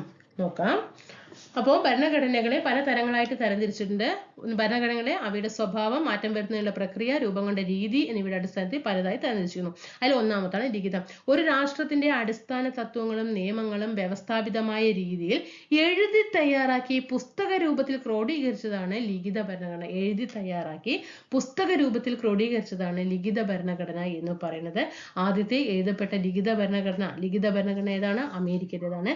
ഏറ്റവും വലിയ ലിഖിത ഭരണഘടന നമ്മുടെ ഇന്ത്യയുടേതാണ്. അപ്പോൾ ലിഖിത ഭരണഘടനകൾക്ക് ഉദാഹരണമാണ് നമ്മുടെ ഇന്ത്യയിലെ ഭരണഘടനയും അമേരിക്കൻ ഐക്യനാടുകളുടേതും കേട്ടോ. ലിഖിത ഭരണഘടനയ്ക്ക് ഉദാഹരണമാണ് ഇന്ത്യയുടെയും അമേരിക്കയുടെയും. എഴുതപ്പെട്ട പുസ്തക രൂപത്തിലാക്കിയിട്ടുള്ള ഒരു ഭരണഘടനയാണ് ഇന്ത്യയുടെയും അമേരിക്കയുടേതും. ഇനി അടുത്തത് അലിഖിതം. ഒരു രാഷ്ട്രത്തിന്റെ അടിസ്ഥാന തത്വങ്ങളും നിയമങ്ങളും വ്യവസ്ഥാപിതമായി എഴുതപ്പെടാത്തതും പുസ്തക രൂപത്തിൽ ക്രോഡീകരിക്കപ്പെടാത്തതുമാണ് അലിഖിത ഭരണഘടന. എന്നാൽ നേരത്തെ എഴുതപ്പെട്ടതും പുസ്തക രൂപത്തിൽ ക്രോഡീകരിക്കപ്പെട്ടതും ലിഖിതമാണെങ്കിൽ അതിന്റെ ഓപ്പോസിറ്റ് ആണ് അലിഖിത ഭരണഘടന. അലിഖിത ഭരണഘടനയുള്ള രാജ്യങ്ങളാണ് UK അല്ലെ, യുണൈറ്റഡ് കിങ്ഡവും ന്യൂസിലാൻഡും കേട്ടോ. UK and New Zealand. ഇന്ത്യയും USA ലിഖിത ഭരണഘടനകൾക്ക് ഉദാഹരണമാകുമ്പോൾ അലിഖിത ഭരണഘടനകൾക്ക് ഉദാഹരണമാണ് ഏതൊക്കെയാണ്? യുണൈറ്റഡ് കിങ്ഡവും ന്യൂസിലാൻഡും. ലിഖിതം നോക്കി അലിഖിതം നോക്കി. ഇനി ദൃഢമായത്. മാറ്റം വരുത്തുന്നതിന്, അതായത് ഭേദഗതി ചെയ്യാൻ കർക്കശമായ നടപടിക്രമങ്ങൾ ആവശ്യമുള്ള ഭരണഘടനയാണ് ദൃഢമായത് എന്ന് പറഞ്ഞത്. അമേരിക്കൻ ഐക്യനാടുകളുടേതും ഓസ്ട്രേലിയയുടേതും ദൃഢമായ ഭരണഘടനയ്ക്ക് ഉദാഹരണമാണ് കേട്ടോ. ലിഖിത ഭരണഘടനയ്ക്കും ഉദാഹരണം ഏത് തന്നെയാണ്? ലിഖിത ഭരണഘടനയ്ക്ക് ഉദാഹരണം നമ്മൾ ഏതാ പറഞ്ഞ? അമേരിക്കയുടേതും പറഞ്ഞു, നമ്മുടെ ഇന്ത്യയുടേതും എന്ന് പറഞ്ഞു അല്ലെ. എന്നാൽ ദൃഢമായ ഭരണഘടനയ്ക്ക് ഉദാഹരണം ഏതെന്ന് ചോദിച്ചാൽ അത് USA അമേരിക്കയുടേതുമാണ്, അതുപോലെ ഓസ്ട്രേലിയയുടേതുമാണ് കേട്ടോ. കാരണം നമ്മുടെ ഇന്ത്യയുടെ വന്നില്ല. കാരണം എന്താ? നമ്മുടെ ഇന്ത്യൻ ഭരണഘടന ദൃഢമായതുമാണ്, എന്നാൽ അയവുള്ളതുമാണ് കേട്ടോ. ഇനി അയവുള്ളത്, എളുപ്പത്തിൽ മാറ്റം വരുത്താൻ, അതായത് ഭേദഗതി കഴിയുന്ന ഭരണഘടനയാണ് UKയുടെയും ന്യൂസിലൻഡും. യുണൈറ്റഡ് കിങ്ഡം അല്ലെ, UK ന്യൂസിലൻഡ് നേരത്തെ രണ്ടുപേരുടെ ഏതാണ്? അലിഖിത ഭരണഘടനയ്ക്ക് ഉദാഹരണമാണ് അല്ലെ. അലിഖിത ഭരണഘടനയ്ക്ക് ഉദാഹരണമാണ് UKയുടേതും ന്യൂസിലൻഡിന്റെയും, അതുപോലെ അയവുള്ളതുമാണ് കേട്ടോ. ഇനി നടപ്പിലാക്കിയത്. ഭരണഘടനാ നിർമ്മാണ സഭയുടെയോ കൗൺസിലിന്റെയോ രൂപീകരണ ശേഷം, നമ്മുടെ ഇന്ത്യൻ ഭരണഘടന നമുക്കറിയാം, ഭരണഘടനാ നിർമ്മാണ സഭയുടെ രൂപീകരണ ശേഷമാണ് ഇന്ത്യൻ ഭരണഘടന രൂപീകരിച്ചത്. ഒന്നില്ലെങ്കിൽ ഭരണഘടനാ നിർമ്മാണ സഭ അല്ലെങ്കിൽ കൗൺസിൽ കേട്ടോ. ഇന്ത്യ രൂപീകരണ ശേഷം കൗൺസിലാണ് ഭരണഘടനാ നിർമ്മാണ സഭയുടെയോ അല്ലെങ്കിൽ കൗൺസിലിന്റെയോ രൂപീകരണത്തിന് ശേഷം എഴുതി തയ്യാറാക്കി പ്രാബല്യത്തിൽ വരുത്തിയ ഭരണഘടനയാണ് അമേരിക്കൻ ഐക്യനാടുകളുടേതും ഇന്ത്യയുടേതും കേട്ടോ. അമേരിക്കൻ ഐക്യനാടുകളുടെയും ഇന്ത്യയുടെയും ഭരണഘടന നിർമ്മിച്ചിരിക്കുന്നത് ഒന്നില്ലെങ്കിൽ ഭരണഘടനാ നിർമ്മാണ സഭയുടെയോ അല്ലെങ്കിൽ കൗൺസിലിന്റെയോ രൂപീകരണ ശേഷം എഴുതി തയ്യാറാക്കി പ്രാബല്യം വരുത്തുന്നതിന് ഉദാഹരണമാണ്. ഇനി പരിണമിച്ചത്. ക്രമേണയുള്ള മാറ്റങ്ങളുടെ ഫലമായി രൂപപ്പെട്ട ഭരണഘടന, കരാറുകൾ, വിധിന്യായങ്ങൾ, നിയമങ്ങൾ, സമ്പ്രദായങ്ങൾ എന്നീ രൂപത്തിലുള്ള വ്യവസ്ഥകളും വഴക്കങ്ങളും ഇതിൽ ഉൾപ്പെടുന്നു. അതാണ് യുണൈറ്റഡ് കിങ്ഡവും കാനഡയുടെയും കേട്ടോ. UKന്റെയും കാനഡയും ഒക്കെ പരിണമിച്ചതിന് ഉദാഹരണമാണ്, നടപ്പിലാക്കിയതിന് ഉദാഹരണമാണ് അമേരിക്കൻ ഭരണഘടനയുടേതും ഇന്ത്യയുടെയും. നിങ്ങൾക്ക് കൺഫ്യൂഷൻ ഒന്നും വരില്ലല്ലോ അല്ലെ. അപ്പൊ ലിഖിത ഭരണഘടനയ്ക്ക്, എഴുതപ്പെട്ട ഭരണഘടനകൾക്ക് ഉദാഹരണമാണ് ഇന്ത്യയുടെയും അമേരിക്കയുടെയും. അലിഖിത ഭരണഘടനയ്ക്ക് ഉദാഹരണമാണ് ബ്രിട്ടന്റെയും ന്യൂസിലാൻഡിന്റെയും. പഠിച്ചല്ലോ. ഇനി ദൃഢമായതിന് ഉദാഹരണമാണ് അമേരിക്കയുടെയും ഓസ്ട്രേലിയയുടെയും. അയവുള്ളതിന് ഉദാഹരണമാണ് യുണൈറ്റഡ് കിങ്ഡം UKയുടെയും ന്യൂസിലാൻഡിന്റെയും. ഇനി നടപ്പിലാക്കിയതിന് ഉദാഹരണമാണ് അമേരിക്കൻ ഐക്യനാടുകളുടെയും ഇന്ത്യയുടെയും. പരിണമിച്ചതിന് ഉദാഹരണമാണ് UKയുടെയും കാനഡയുടെയും. ഇനി ഇവിടെ ലിഖിതം, അലിഖിതം, ദൃഢമായതൊക്കെ തന്നിട്ടുണ്ട്. ഇവിടെ നമ്മൾ നേരത്തെ പഠിച്ച കാര്യങ്ങൾ ഇവിടെ കൊടുത്തിട്ടുണ്ട്. വൃത്തിക്ക് പഠിക്കുക കേട്ടോ. ലിഖിത ഭരണഘടനയ്ക്ക് ഉദാഹരണം ഏതാണ്? അമേരിക്കയുടേത് അല്ലെ. അമേരിക്കയുടെയും നമ്മുടെ ഇന്ത്യയുടെയും. അമേരിക്കൻ ഐക്യനാടുകൾ ഇവിടെ കൊടുത്തിട്ടുണ്ട്. ലിഖിതം ഇന്ത്യ, അമേരിക്ക. അലിഖിത ഭരണഘടനയ്ക്ക് ഉദാഹരണം ഏതാണ്? UKന്റെയും ന്യൂസിലാൻഡും അല്ലെ. UK and New Zealand. ദൃഢമായതിന് ഉദാഹരണം ഏതാണ്? USAന്റെയും ഓസ്ട്രേലിയന്റെയും. അയവുള്ളതിന് ഉദാഹരണമാണ് UKന്റെയും അയവുള്ളത് UK, ന്യൂസിലാൻഡ്. അലിഖിതം അയവുള്ളത്, അലിഖിതം അയവുള്ളത് അലിഖിതം അയവുള്ളത് UK, ന്യൂസിലാൻഡ്. നടപ്പിലാക്കിയതിന് ഉദാഹരണമാണ് അമേരിക്കയുടെയും ഇന്ത്യയുടെയും. ഇനി പരിണമിച്ചതിന് ഉദാഹരണമാണ് UKയുടെയും കാനഡയും. ഇനി ഭരണഘടനയുടെ ആവശ്യ ഗുണങ്ങൾ എന്ന വിഷയത്തിൽ ലഘുക്കുറിപ്പ് തയ്യാറാക്കാനാണ് പറഞ്ഞിരിക്കുന്നത്. ഭരണഘടനയുടെ ആവശ്യമുള്ള ഗുണങ്ങൾ. ചലനാത്മകത അല്ലെ. മാറുന്ന സാഹചര്യങ്ങൾക്കനുസരിച്ച് കാലോചിതമായ മാറ്റം വരുത്താൻ കഴിയണം അല്ലെ. ഭേദഗതി ചെയ്ത് കഴിയണം, എന്നാൽ തന്നെ പറ്റും. ഇപ്പൊ വനിതാ ശാക്തീകരണ ബില്ലൊക്കെ വന്നു അല്ലെ. ഏതാണ്? അനുച്ഛേദം 106 അല്ലെ. 106 വെച്ചിട്ടല്ലേ 106ാം ഭരണഘടനാ ഭേദഗതി വഴിയാണ് ഇപ്പോ വനിതാ ബില്ലൊക്കെ വന്നിരിക്കുന്നത് അല്ലെ. അപ്പൊ എന്താണ്? സാഹചര്യങ്ങൾക്ക് അനുസരിച്ച് മാറണം. അതേപോലെ 101 GST വന്നു. ഇതൊക്കെ എന്താണ്? സാഹചര്യങ്ങൾക്കനുസരിച്ചും കാലോചിതമായിട്ടും ഭരണഘടനയിൽ ഭേദഗതി വരുത്തിയേ തീരും. അനുയോജ്യത എന്താ? ജനങ്ങളുടെ ആവശ്യവും അഭിലാഷങ്ങളും നിറവേറ്റുന്നതിന് അനുയോജ്യമായിരിക്കണം. സമഗ്രത, ഗവൺമെന്റിന്റെ അധികാരങ്ങൾ, പൗരരുടെ അവകാശങ്ങൾ, കടമകൾ എന്നിവ സമഗ്രമായിട്ട് പ്രതിപാദിച്ചിരിക്കണം. സംക്ഷിപ്തത, ആവശ്യ വ്യവസ്ഥകൾ ഉൾക്കൊള്ളുന്നതും കൃത്യവും ആയിരിക്കണം. വ്യക്തത, ഭരണഘടനയിലെ വ്യവസ്ഥകൾ വ്യക്തമായിട്ട് പ്രതിപാദിച്ചിരിക്കണം. അപ്പൊ ഇത്രയും കാര്യങ്ങൾ ഭരണഘടനയിൽ ഉണ്ടായിരിക്കണം എന്നാണ് പറയുന്നത്. ചലനാത്മകത ഉണ്ടായിരിക്കണം ഭരണഘടനയിൽ, അനുയോജ്യത ഉണ്ടായിരിക്കണം, സമഗ്രത ഉണ്ടായിരിക്കണം, സംക്ഷിപ്തത ഉണ്ടായിരിക്കണം, വ്യക്തത ഉണ്ടായിരിക്കണം. എന്താണ് ഭരണഘടനാ വ്യവസ്ഥ? ഗവൺമെന്റിന്റെ അധികാരങ്ങളെ ഭരണഘടനാപരമായി പരിമിതപ്പെടുത്തുന്ന രാഷ്ട്രീയ ക്രമമാണ് ഭരണഘടനാ വ്യവസ്ഥ എന്ന് പറയുന്നത്. എന്താണ് ഭരണഘടനാ വ്യവസ്ഥ? ഗവൺമെന്റിന്റെ അധികാരങ്ങളെ ഭരണഘടനാപരമായി പരിമിതപ്പെടുത്താൻ. ഗവൺമെന്റിന്റെ എല്ലാ അധികാരങ്ങളും ഗവൺമെന്റിന് ചെയ്യാൻ പറ്റുമോ? പറ്റില്ല. ഞങ്ങൾ ഗവൺമെന്റ് ആണ്, അതുകൊണ്ട് ഞങ്ങൾ എന്തും ചെയ്യും എന്നുള്ള അത് പറ്റില്ല. അവരുടെ അധികാരങ്ങൾക്കും എന്ത് വേണം? ഒരു പരിമിതം വേണം. ഇല്ലെങ്കിൽ എന്താകും? അവരുടെ ഇതാകും അല്ലേ? അങ്ങനെ പരിമിതപ്പെടുത്തുന്ന രാഷ്ട്രീയ ക്രമമാണ് ഭരണഘടനാ വ്യവസ്ഥ. ഭരണാധികാരികളെ നിയന്ത്രിക്കണം അല്ലേ? ഭരണാധികാരികളെ നിയന്ത്രിച്ചിട്ടില്ലെങ്കിൽ എന്താകും? ഒരു രാജ്യങ്ങളൊക്കെ കാണാൻ കഴിയും അല്ലേ? ഭരണാധികാരികളെ നിയന്ത്രിക്കണം, നിയമവാഴ്ച ഉറപ്പുവരുത്തണം, ജനങ്ങളുടെ അവകാശങ്ങൾ നിർവചിക്കുക എന്നിവയും ഭരണഘടനാ വ്യവസ്ഥയിൽ ഉൾപ്പെടുന്നതാണ്. ഇതെല്ലാം പഠിച്ചോ. സ്റ്റേറ്റ്മെന്റ് വരുമ്പോ അവിടെ കിടന്ന് പതറാൻ പാടില്ല, ശ്രദ്ധിക്കണം. താഴെ പറയുന്നവയിൽ ഭരണഘടനാ വ്യവസ്ഥയോട് യോജിക്കുന്ന പ്രസ്താവനകൾക്ക് നേരെ നിറം നൽകുക എന്ന് പറയുന്നത്. ഭരണാധികാരികളുടെ അധികാരങ്ങൾക്ക് പരിധി നിശ്ചയിക്കുന്നു. വേണം, അധികാരങ്ങൾക്ക് പരിധി വേണം. പൗരരുടെ അവകാശങ്ങൾ നിർവചിക്കുന്നു. സ്വേച്ഛാധിപത്യത്തെ പ്രോത്സാഹിപ്പിക്കുന്നു. സ്വേച്ഛാധിപത്യത്തെ പ്രോത്സാഹിപ്പിക്കാൻ പാടുമോ? പാടില്ല അല്ലെ? അത് നമുക്ക് എന്താണ്? ബ്ലാക്കിൽ അങ്ങോട്ട് കൊടുക്കാം അല്ലെ? നമുക്കിത് ബ്ലാക്ക് ആണ് അല്ലെ? സ്വേച്ഛാധിപത്യത്തെ പ്രോത്സാഹിപ്പിക്കാൻ പാടില്ല, അവർക്ക് തടയിടണം. അതുപോലെ ഭരിക്കുന്നവർക്ക് പരിധിയില്ലാത്ത അധികാരങ്ങൾ നൽകുന്നത് ഒക്കെ നമുക്ക് ബ്ലാക്ക് കൊടുക്കാം കേട്ടോ. നമുക്ക് ഇവിടെ ബ്ലാക്ക് കൊടുക്കാം. അങ്ങനെ ഭരിക്കുന്നവർക്ക് പരിധിയില്ലാത്ത അധികാരം കൊടുക്കാൻ പറ്റുമോ? പാടില്ല. ഇനി നിയമവാഴ്ച ഉറപ്പുവരുത്തുന്നു, അത് ശരിയാണ്. ഇനി ലോകത്തിലെ ഏറ്റവും വലുതും എഴുതപ്പെട്ടതുമായ ഭരണഘടന ഏതാണ്? ഇന്ത്യൻ ഭരണഘടനയാണ്.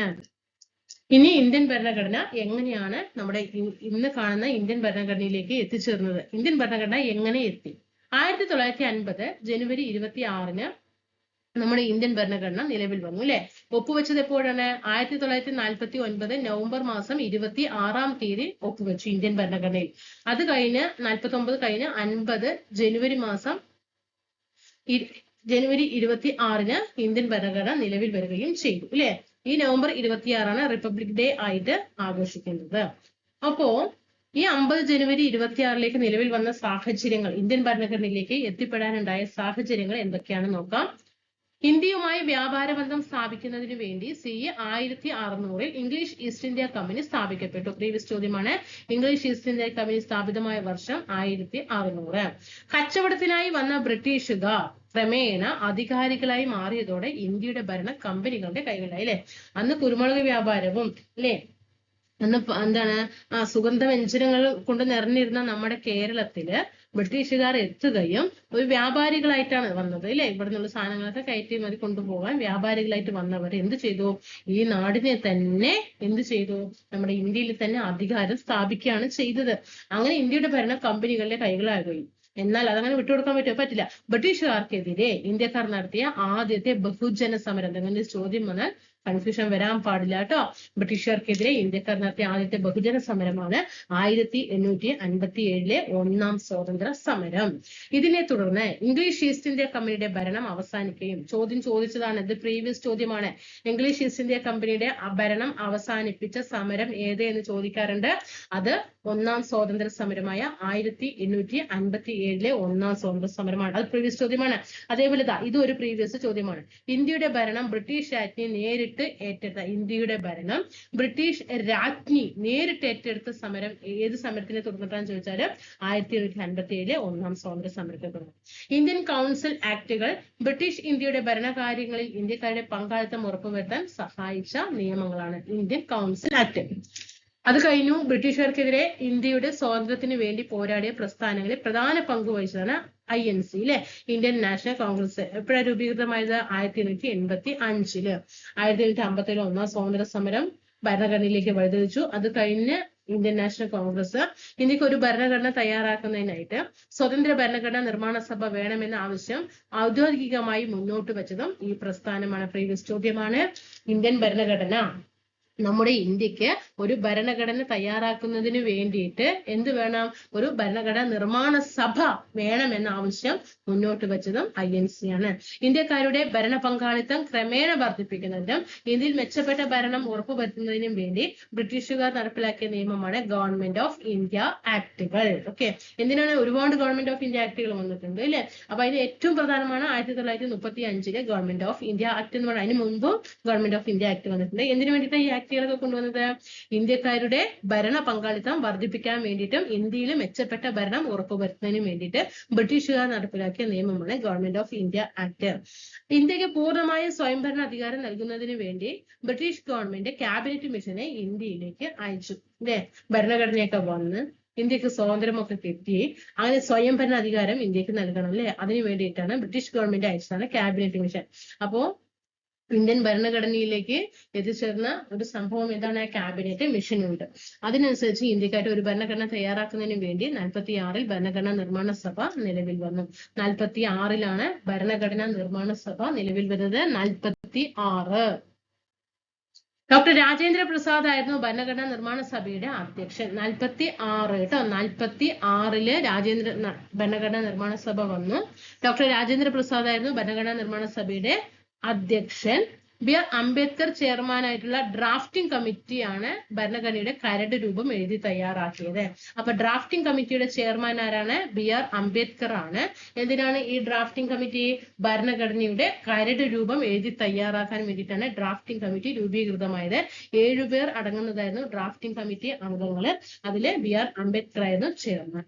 ഭരണഘടനാ നിർമ്മാണ സഭ 49 നവംബർ 26-ന് ഭരണഘടനയ്ക്ക് അംഗീകാരം നൽകി. 46-ലാണ് കേട്ടോ, 46-ലാണ് ക്യാബിനറ്റ് മിഷൻ ഇന്ത്യയിലേക്ക് വരുന്നത്. ചോദ്യം ചോദിച്ചിട്ടുണ്ട്. ഭരണഘടനാ നിർമ്മാണ സഭ രൂപീകൃതമാകാനുള്ള കാരണമായിട്ടുള്ള കമ്മീഷൻ ചോദിച്ചിട്ടുണ്ട്. അത് ക്യാബിനറ്റ് ആണ് കേട്ടോ, ക്യാബിനറ്റ് കമ്മീഷനാണ്. അപ്പൊ ഈ ക്യാബിനറ്റ് എന്ത് ചെയ്തു? വന്നു 46-ല് വന്നു. അങ്ങനെ 46-ലൊക്കെ വന്നു. ഭരണഘടനാ നിർമ്മാണ സഭയൊക്കെ രൂപീകൃതമായി 46-ല് അല്ലെ? 46-ൽ രൂപീകൃതമായി. പിന്നെ അതിൽ സ്ഥിരം അധ്യക്ഷനായിട്ട് രാജേന്ദ്ര പ്രസാദ് വന്നു. താൽക്കാലിക അധ്യക്ഷനായിരുന്നു സച്ചിദാനന്ദ സിൻഹയായിരുന്നു അല്ലെ? അപ്പൊ രാജേന്ദ്ര പ്രസാദ് സ്ഥിര അധ്യക്ഷനായി. ആ ഭരണഘടനാ നിർമ്മാണ സഭയിൽ ഒരു ഡ്രാഫ്റ്റിംഗ് കമ്മിറ്റി ഉണ്ടായിരുന്നു. 7 പേരടങ്ങുന്നതായിരുന്നു. അതിന് ചെയർമാനായിട്ട് BR അംബേദ്കർ വന്നു. എന്തിനാ ഈ ഡ്രാഫ്റ്റിംഗ് കമ്മിറ്റി രൂപീകരിച്ചത്? കരട് രൂപം എഴുതി തയ്യാറാക്കാൻ വേണ്ടിയിട്ട്. 46 കഴിഞ്ഞ് 47 കഴിഞ്ഞു. 48 കഴിഞ്ഞ് 49 നവംബർ മാസം 26-ാം തീയതി ഭരണഘടനയ്ക്ക് അംഗീകാരം നൽകി. അതിനാൽ നവംബർ 26 ഭരണഘടനാ ദിനമായിട്ട് നാം ആചരിക്കുന്നു.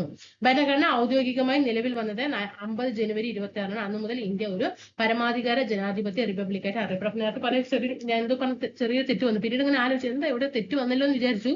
സോറി. അപ്പോ ജനുവരി 26 നമുക്കറിയാം റിപ്പബ്ലിക് ഡേ ആണ് അല്ലെ? 1950 ജനുവരി 26 ഇന്ത്യൻ ഭരണഘടന നിലവിൽ വന്നു. അതുകൊണ്ടാണ് ജനുവരി 26 റിപ്പബ്ലിക് ഡേ ആയിട്ട് ആചരിക്കുന്നത്. അന്ന് മുതൽ ഇന്ത്യ ഒരു പരമാധികാര ജനാധിപത്യ റിപ്പബ്ലിക് ആയിട്ട് അറിയപ്പെടുന്നു. 49 നവംബർ 26 നവംബർ 26-ന് ഇന്ത്യൻ ഭരണഘടനയിൽ എന്ത് ചെയ്തു? ഒപ്പുവെച്ചത് അല്ലെ? 1949 നവംബർ 26-ന് ഭരണഘടനയ്ക്ക് അംഗീകാരം നൽകി. അതുകൊണ്ട് നവംബർ 26 ഭരണഘടനാ ദിനമായിട്ട് ആചരിക്കുന്നു. ഇനി ഇംഗ്ലീഷ് ഈസ്റ്റ് ഇന്ത്യ കമ്പനി സ്ഥാപിതമായ വർഷം എപ്പോഴാണ്? 1600 കേട്ടോ. പ്രീവിയസ് ചോദ്യമാണ്. ഇംഗ്ലീഷ് ഈസ്റ്റ് ഇന്ത്യ കമ്പനി സ്ഥാപിതമായത് 1600. ബ്രിട്ടീഷുകാർക്കെതിരെ ഇന്ത്യക്കാർ നടത്തിയ ആദ്യത്തെ ബഹുജന സമരം ഏതാണ്? 1857-ലെ ഒന്നാം സ്വാതന്ത്ര്യ സമരമാണ്. ബ്രിട്ടീഷ് ഇന്ത്യയുടെ ഭരണകാര്യങ്ങളിൽ ഇന്ത്യക്കാരുടെ പങ്കാളിത്തം ഉറപ്പുവരുത്താൻ സഹായിച്ച നിയമങ്ങൾ ഏതാണ്? ഇന്ത്യൻ കൗൺസിൽ ആക്ട് ആണ്. ഇന്ത്യക്ക് ഒരു ഭരണഘടന തയ്യാറാക്കുന്നതിനായിട്ട് സ്വതന്ത്ര ഭരണഘടനാ നിർമ്മാണ സഭ വേണമെന്ന ആവശ്യം മുന്നോട്ട് വെച്ച സംഘടന ഇന്ത്യൻ നാഷണൽ കോൺഗ്രസ്. രൂപീകൃതമായ വർഷം 1885. ഇന്ത്യക്കാരുടെ ഭരണ പങ്കാളിത്തം ക്രമേണ വർദ്ധിപ്പിക്കുന്നതിനും ഇന്ത്യയിൽ മെച്ചപ്പെട്ട ഭരണം ഉറപ്പുവരുത്തുന്നതിനും വേണ്ടി ബ്രിട്ടീഷുകാർ നടപ്പിലാക്കിയ നിയമങ്ങളാണ് ഗവൺമെന്റ് ഓഫ് ഇന്ത്യ ആക്ടുകൾ. ഇന്ത്യൻ ഭരണഘടനാ ദിനമായി ആചരിക്കുന്നത് നവംബർ 26. ഔദ്യോഗികമായി നിലവിൽ വന്നത് 50 ജനുവരി 26. 50 മുതൽ ഇന്ത്യ എങ്ങനെയാണ് അറിയപ്പെടുന്നത്? പരമാധികാര ജനാധിപത്യ റിപ്പബ്ലിക് എന്നാണ്. പരമാധികാര ജനാധിപത്യ റിപ്പബ്ലിക് എന്നാണ്. ഭരണഘടനയുടെ പ്രധാന ആശയങ്ങളും മൂല്യങ്ങളും കാഴ്ചപ്പാടുകളും പ്രതിഫലിക്കുന്നത് ഏതു ഭാഗത്താണ്? ആമുഖത്തിൽ, പ്രിയാമ്പിളിലാണ് കേട്ടോ. ഭരണഘടനയുടെ പ്രധാനപ്പെട്ട ആശയങ്ങളും മൂല്യങ്ങളും കാഴ്ചപ്പാടുകളും ഒക്കെ പ്രതിഫലിക്കുന്നത് ആമുഖത്തിലാണ്. ഇന്ത്യൻ ഭരണഘടനയുടെ ആമുഖത്തിൽ പരാമർശിച്ചിരിക്കുന്ന അടിസ്ഥാന ലക്ഷ്യങ്ങൾ എന്തൊക്കെയാണ്? ചോദ്യങ്ങൾ എന്നും ചോദിക്കാറുണ്ട്. പരമാധികാരം, സ്ഥിതിസമത്വം, മതേതരത്വം, ജനാധിപത്യം, പരമാധികാര, സ്ഥിതി സമത്വം, മതേതര ജനാധിപത്യ റിപ്പബ്ലിക്. അങ്ങനെയാണ് ആമുഖത്തിൽ പരാമർശിച്ചിരിക്കുന്ന അടിസ്ഥാന ലക്ഷ്യങ്ങൾ. ഫസ്റ്റ് വാക്ക് ഈ ഓർഡർ എപ്പോഴും പഠിച്ചു വെക്കണം. ഓർഡർ തലതിരിച്ച് അങ്ങോട്ടും ഇങ്ങോട്ടും ചോദിക്കും. ഇതിൽ ശരിയായ പ്രസ്താവന ക്രമം ഏതെന്ന് ചോദിക്കാറുണ്ട്. ഫസ്റ്റ് പരമ അധികാരമാണ്. പരമ അധികാരമാണ്. സെൻട്രലില് മതേതരത്വം എന്നും വരണം കേട്ടോ. പരമാധികാര, സ്ഥിതി സമത്വ, മതേതരത്വ ജനാധിപത്യ റിപ്പബ്ലിക്. അതില് പരമാധികാരം ബാഹ്യ ഇടപെടലുകൾക്കോ സമ്മർദ്ദങ്ങൾക്കോ വിധേയമാകാതെ തീരുമാനങ്ങൾ എടുക്കാനുള്ള രാഷ്ട്രത്തിന്റെ അധികാരം. രാഷ്ട്രം ഒരു തീരുമാനം എടുക്കുമ്പോൾ സ്വന്തമായി ഒരു തീരുമാനം എടുക്കണം. അല്ലാണ്ട് ബാഹ്യ സമ്മർദ്ദങ്ങൾ കൊണ്ട് തീരുമാനം എടുക്കാൻ പാടില്ല. ഇനി സ്ഥിതി സമത്വം, എല്ലാവർക്കും തുല്യ പദവി, അവസര സമത്വം ഉറപ്പുവരുത്തണം. സാമൂഹ്യ നീതി നിലനിർത്തണം. ഇനി മതേതരത്വം, രാഷ്ട്രത്തിന് ഔദ്യോഗിക മതം ഇല്ല. അത് പ്രീവിയസ് ആണ്. നമ്മുടെ രാഷ്ട്രത്തിന് ഒരിക്കലും ഇന്ന മതം എന്നില്ല. വ്യക്തികൾക്ക് ഇഷ്ടമുള്ള മതത്തിൽ വിശ്വസിക്കാം, ആചരിക്കാം, പ്രചരിപ്പിക്കാം അവകാശമുണ്ട്. രാഷ്ട്രം ഒരു മതത്തോടും വിവേചനം കാണിക്കില്ല. ജനാധിപത്യം, ജനങ്ങളായിരിക്കണം ആധിപത്യം അല്ലെ. ജനങ്ങളാൽ തെരഞ്ഞെടുക്കപ്പെട്ട പ്രതിനിധികൾ ഭരണം നിർവഹിക്കുന്നു. ഇതിലൂടെ ജനങ്ങൾ പരമാധികാരിയാകുന്നു. ഇനി റിപ്പബ്ലിക് എന്താ? തെരഞ്ഞെടുപ്പിലൂടെ രാഷ്ട്രത്തലവിനെ തീരുമാനിക്കുന്ന സംവിധാനം. പ്രീവിയസ് ആണ്. തെരഞ്ഞെടുപ്പിലൂടെ രാഷ്ട്രത്തലവിനെ തീരുമാനിക്കുന്ന സംവിധാനമാണ് റിപ്പബ്ലിക്. ഇന്ത്യയുടെ രാഷ്ട്രത്തലവനായ രാഷ്ട്രപതി തെരഞ്ഞെടുക്കപ്പെടുന്ന വ്യക്തി ആയിരിക്കണമെന്ന് നമ്മുടെ ഭരണഘടന അനുശാസിക്കുന്നു. അപ്പോ ആമുഖത്തിൽ പരാമർശിച്ചിരിക്കുന്നത് എങ്ങനെയാണ്? ഫസ്റ്റ് എന്ത് വരണം? പരമാധികാരം. സെൻട്രൽ എന്ത് വരണം? മതേതരത്വം കേട്ടോ. പരമാധികാര, സ്ഥിതി സമത്വ, മതേതരത്വ ജനാധിപത്യ റിപ്പബ്ലിക്. അപ്പൊ എന്താണ് പരമാധികാരം പറഞ്ഞു, എന്താണ് സ്ഥിതി സമത്വം പറഞ്ഞു, മതേതരത്വം പറഞ്ഞു, ജനാധിപത്യം പറഞ്ഞു, റിപ്പബ്ലിക് പറഞ്ഞു. ഇനി ആമുഖത്തിൽ പരാമർശിച്ചിരിക്കുന്ന ലക്ഷ്യം നോക്കാം. നമുക്ക് ഒന്നും കൂടി നോക്കാം. മതേതരത്തിൽ എന്താണ് പറഞ്ഞിരിക്കുന്നത്? രാഷ്ട്രത്തിന് ഔദ്യോഗിക മതം ഇല്ല. ജനാധിപത്യത്തിൽ എന്ത് പറഞ്ഞു? ജനങ്ങളാണ് പരമാധികാരികൾ. റിപ്പബ്ലിക്കിൽ എന്താ പറഞ്ഞ? തെരഞ്ഞെടുക്കപ്പെടുന്ന വ്യക്തി രാഷ്ട്രത്തലവൻ. പരമാധികാരം, ബാഹ്യ ഇടപെടലുകൾ ഇല്ലാതെ തീരുമാനങ്ങൾ എടുക്കാനുള്ള രാഷ്ട്രത്തിന്റെ അധികാരം. സ്ഥിതി സമത്വം എന്താണ്? അസമത്വങ്ങൾ കുറച്ച് സാമൂഹ്യ നീതി ഉറപ്പാക്കണം. ഓക്കെ ആണല്ലോ? എങ്ങനെയുണ്ട് ക്ലാസ്? ഭരണഘടനയ്ക്ക് ഒരു മുഖവുര. അപ്പൊ നമ്മൾ അതില് ഇംഗ്ലണ്ടിലെ മഹത്തായ വിപ്ലവത്തെ കുറിച്ച് പഠിച്ചു, ഫ്രഞ്ച് വിപ്ലവത്തെ കുറിച്ച് പഠിച്ചു, അമേരിക്കൻ സ്വാതന്ത്ര്യ സമരത്തെ കുറിച്ച് പഠിച്ചു. അങ്ങനെ 3 വിപ്ലവം കഴിഞ്ഞു. ഭരണഘടനാ നിർമ്മാണ സഭയെ കുറിച്ചിട്ട് നോക്കി, ആമുഖത്തെ കുറിച്ചിട്ട് നോക്കി, ഇന്ത്യൻ ഭരണഘടനയിലെ ഭേദഗതി എങ്ങനെയാണ്, ഭരണഘടനയുടെ രീതികൾ എന്നൊക്കെ നമ്മൾ വ്യക്തമായിട്ട് സ്റ്റേറ്റ്മെന്റ് ക്വസ്റ്റ്യൻ എങ്ങനെ ചോദിച്ചാലും ചെയ്യാവുന്ന രീതിയിൽ നമ്മൾ പഠിച്ചു വന്നിട്ടുണ്ട്. എങ്ങനെയുണ്ട് ക്ലാസ് എന്നുള്ളത് തീർച്ചയായിട്ടും നമ്മുടെ കൂട്ടുകാര്, നമ്മുടെ സുഹൃത്തുക്കള് നിങ്ങൾ തീർച്ചയായിട്ടും താഴെ കമന്റ് ചെയ്യുക. അഭിപ്രായങ്ങളും നിർദ്ദേശങ്ങളും വിമർശനങ്ങളും എല്ലാം നെഗറ്റീവും പോസിറ്റീവും ഒക്കെ എഴുതി അറിയിക്കാനായിട്ട് ശ്രദ്ധിക്കുക. ലൈക്ക് ചെയ്യുക. സബ്സ്ക്രൈബ് ചെയ്യാതെ കാണുന്നുണ്ടെങ്കിൽ തീർച്ചയായിട്ടും സബ്സ്ക്രൈബ് ചെയ്ത് കൊടുക്കണം. വീഡിയോ ലൈക്ക് ചെയ്താൽ മാത്രമാണ് നമുക്ക് ഹൈപ്പ് കൊടുക്കാനായിട്ട് പറ്റുക. അപ്പൊ വീഡിയോ ലൈക്ക് ചെയ്തിട്ട് ഒന്ന് ഹൈപ്പ് കൊടുക്കാനായിട്ട് ശ്രദ്ധിക്കണം. താഴെ നിങ്ങളുടെ വിലയേറിയ പ്ലീസ് പ്ലീസ് പ്ലീസ് കമന്റുകൾ ഒന്ന് രേഖപ്പെടുത്തുക കേട്ടോ. നമുക്ക് ഇതേപോലെ നാളെ ബയോളജിയാണ് കേട്ടോ, മറ്റന്നാൾ കോൺസ്റ്റിറ്റ്യൂഷൻ, അങ്ങനെ നമുക്ക് മിക്സ് ചെയ്തു. അപ്പം ബയോളജി കോൺസ്റ്റിറ്റ്യൂഷൻ എപ്പം കഴിയും. എന്നിട്ട് ജോഗ്രഫിക്കൊക്കെ നമുക്ക് കിടക്കാം കേട്ടോ. ഫിസിക്സും കെമിസ്ട്രിയും ഒക്കെ ചെയ്യാം. തീർച്ചയായിട്ടും നിങ്ങളുടെ സപ്പോർട്ട് വേണം. അപ്പൊ ഇപ്പൊ ഈ ക്ലാസ് ഇടും. ഇനി നിങ്ങൾക്ക് വൈകിട്ട് ഇംഗ്ലീഷിന്റെ ക്വസ്റ്റ്യൻ പേപ്പർ വർക്കൗട്ട്, ഇംഗ്ലീഷും മലയാളത്തിന്റെ ഒക്കെ ക്വസ്റ്റ്യൻ പേപ്പർ വർക്കൗട്ട് ഇനി ഈവനിങ്ങിൽ വരും കേട്ടോ. തീർച്ചയായിട്ടും സപ്പോർട്ട് ചെയ്യാത്ത ക്ലാസ് കാണാം. എല്ലാവർക്കും നന്ദി.